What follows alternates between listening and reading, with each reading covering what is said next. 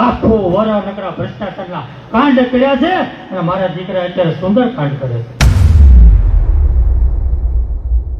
કે આપે જે લોકોને ગેરમાર્ગે દોર્યા, જે ખોટો વાતો કરી, જે ગપગોળા હતા, લોકોને ગેરમાર્ગે દોરવાનો જે પ્રયાસ કર્યો, એની સામે આપણે આપણી સાચી વાત મૂકી ના શકતા. લોકોને મુશ્કેલી આવે, લોકોને તકલીફ થાય તો અમે એનો અવાજ પણ અમે બનીએ છીએ. પોલીસ વાળા જેને હપ્તાઓ ખાય, અહીંયા દારૂનો અડ્ડો ચલાવો છો, અહીંયા દારૂનો અડ્ડો ચાલે છે, બીજે દિવસે આંદોલન બંધ થઈ જાય, હપ્તો નક્કી થઈ જાય. હજુ સુધી તમે અમારી ચેનલને સબસ્ક્રાઇબ નથી કરી તો અત્યારે જ ન્યૂઝરૂમ ગુજરાતને સબસ્ક્રાઇબ કરો, ફેસબુક અને ઇન્સ્ટાગ્રામ પર ફોલો કરો.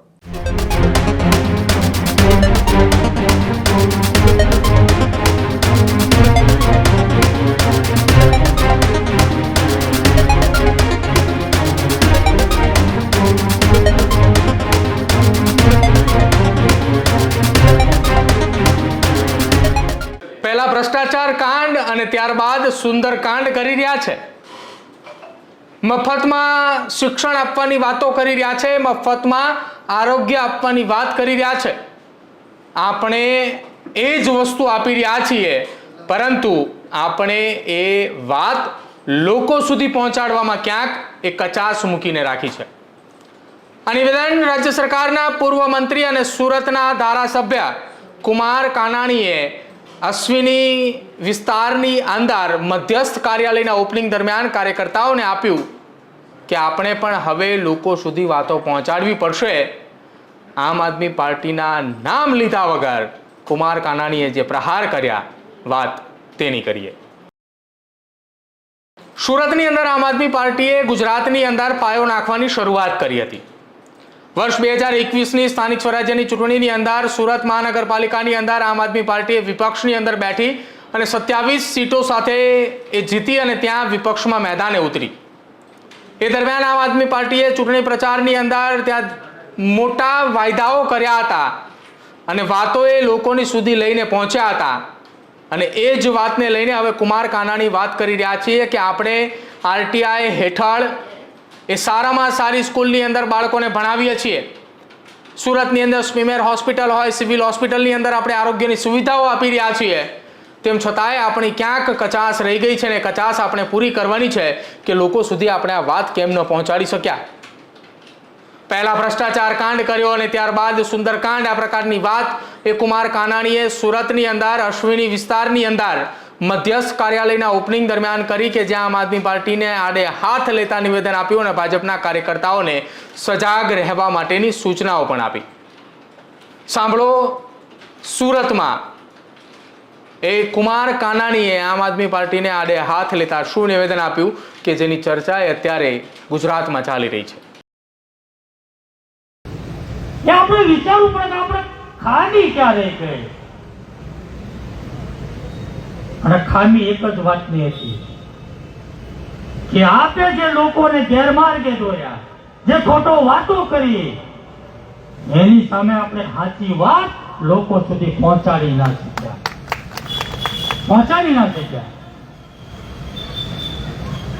એને કીધું શિક્ષણ મફત આપીશું, ઘરે ઘરે જઈને કીધું અમે શિક્ષણ મફત આપીશું.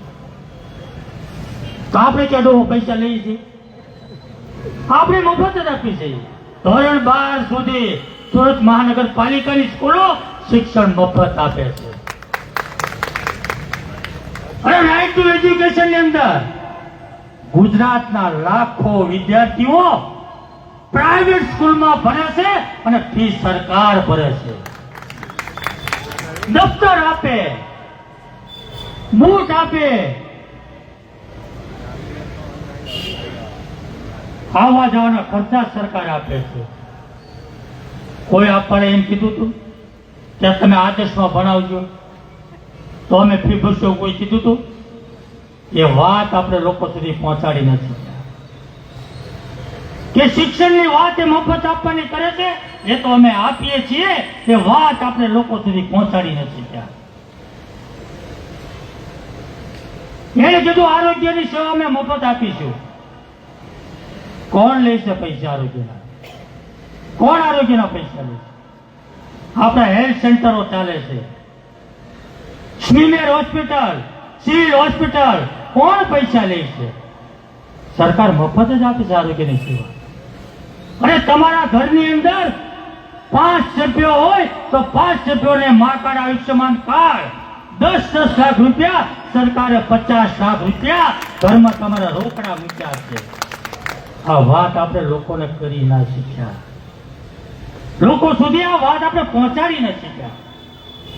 એને જે ગપગોળા હતા, લોકોને ગેરમાર્ગે દોરવાનો જે પ્રયાસ કર્યો, એની સામે આપણે આપણી સાચી વાત મૂકી ના શીખ્યા. બાકી વિકાસના કામમાં કોઈ કમી નથી. પાછા કે વિરોધ પક્ષ તો હોવો જોઈએ ને. લોકોને એમ સમજાવે, અરે આ રોડ વિરોધ પક્ષની જરૂર નથી. આ રોડ ઉપર અમે બધા જ ભારતીય જનતા પાર્ટીના કાર્યકર્તાઓ વિકાસની વાત પણ કરીએ છીએ, વિકાસના કામ પણ કરીએ છીએ. લોકોને મુશ્કેલી આવે, લોકોને તકલીફ થાય તો અમે એનો અવાજ પણ અમે જ બનીએ છીએ. અમે જે વાત મુદ્દા ઉપાડીએ છીએ, લોકોની પીડા વહીવટી તંત્ર કે સરકાર હોય એની સુધી અમે પહોંચાડવા સક્ષમ છીએ.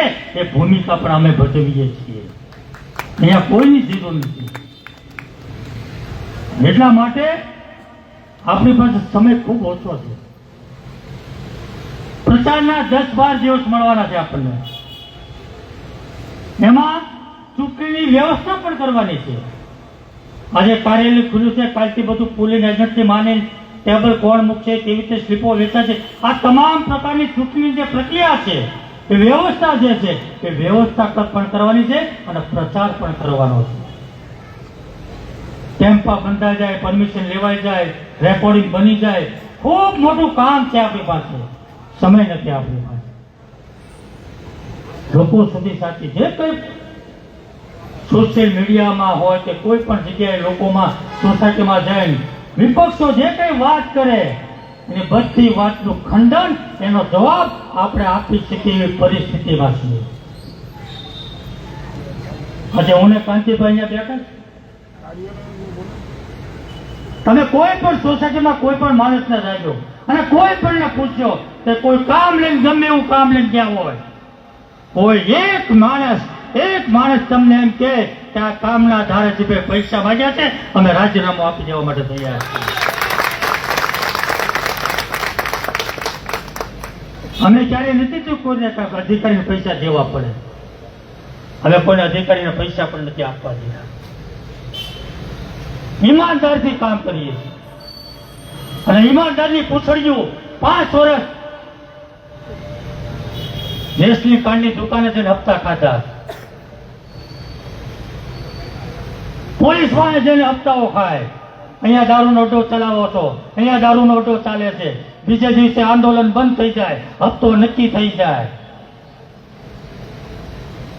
બાંધકામ જ્યાં પણ થતા હોય કે બાંધકામની અરજીઓ થાય, અધિકારીઓ કહે કે ફલાણા કોર્પોરેટરને મળી લેજો, બીજે દિવસે અરજી પાછી ખેંચાઈ જાય, હપ્તા નક્કી થઈ જાય.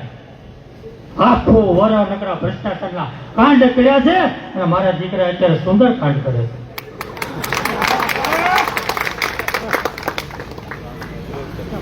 આવા લોકોને આપણે લોકોની સામે લઈ જવા પડે, ખુલ્લા પાડવા પડે. અને આપણે તો વટથી મત માગી શકીએ છીએ, વટથી મત માગી શકીએ છીએ. આપણે અમે કોઈ ઊંચી આંગળી કરીને કોઈ સીધી શકે એમ નથી કે અમે આ કામ કર્યું. કોઈ નીચા જોઈ એવું થાય તો અમે કોઈ કામ કરતા નથી.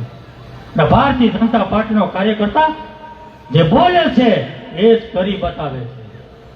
એટલા માટે આપ સૌએ આ વખતે કમર કસવાની છે.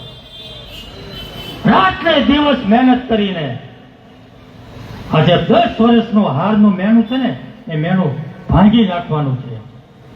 અને ટિકિટ કોઈ પણ ને મળે, બધા કાર્યકર્તાઓ સરકાર છે અને બધા કાર્યકર્તાઓની વાત અમે પાર્ટી સુધી પહોંચાડી છે. ટિકિટ કોઈ પણ ને આપે, જેને ન મળે એને કોઈ પાડી દેવાની વાત કરવાની નથી, પાડી દેવાના છે, પણ આપવાના પાડી દેવાના છે. આ ધ્યેય સાથે, સંકલ્પ સાથે આપણે સૌ કામે લાગીએ. ધન્યવાદ. ભારત માતા કી જય. હાલો મંચસ્થ મહેમાનોને વિનંતી કરીશ કે જેઓ કાર્યાલયના દીપ પ્રાગટ્ય માટે જોડાશે, દરેક મંચસ્થ મહેમાનો.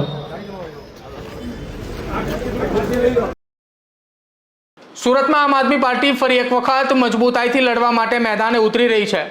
મનોજ ચોરઠિયાએ સુરતની અંદર લડવા માટેની તમામ જવાબદારી એ હાથે લીધી છે. ઉમેદવારોની પસંદગી પ્રક્રિયા હોય કે પછી ઉમેદવારોની પ્રચાર પ્રસારની રીત, પણ હવે કુમાર કાનાણી ફરી એકવાર મેદાને ઉતરી ચૂક્યા છે કે વર્ષ 2021ની અંદર જે ગુજરાતની અંદર આમ આદમી પાર્ટીએ પોતાનો પગ પેસારો કરવાની શરૂઆત કરી હતી એ ફરી એક વખત ક્યાંક સુરતની અંદર ન થાય તેને લઈને કુમાર કાનાણીએ અલગ અલગ વિસ્તારની અંદર મધ્યસ્થ કાર્યાલયના ઓપનિંગ દરમિયાન ત્યાં પહોંચે છે અને કાર્યકર્તાઓને સજાગ રહેવા માટે, જાગૃત થવા માટે સૂચનાઓ આપવામાં આવે છે કે આપણે પણ આ સુવિધાઓ આપીએ છીએ, લોકો વચ્ચે પહોંચાડો.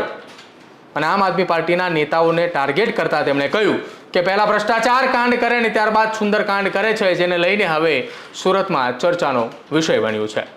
હજુ સુધી તમે અમારી ચેનલને સબસ્ક્રાઇબ નથી કરી તો અત્યારે જ ન્યૂઝરૂમ ગુજરાતને સબસ્ક્રાઇબ કરો, ફેસબુક અને ઇન્સ્ટાગ્રામ પર ફોલો કરો.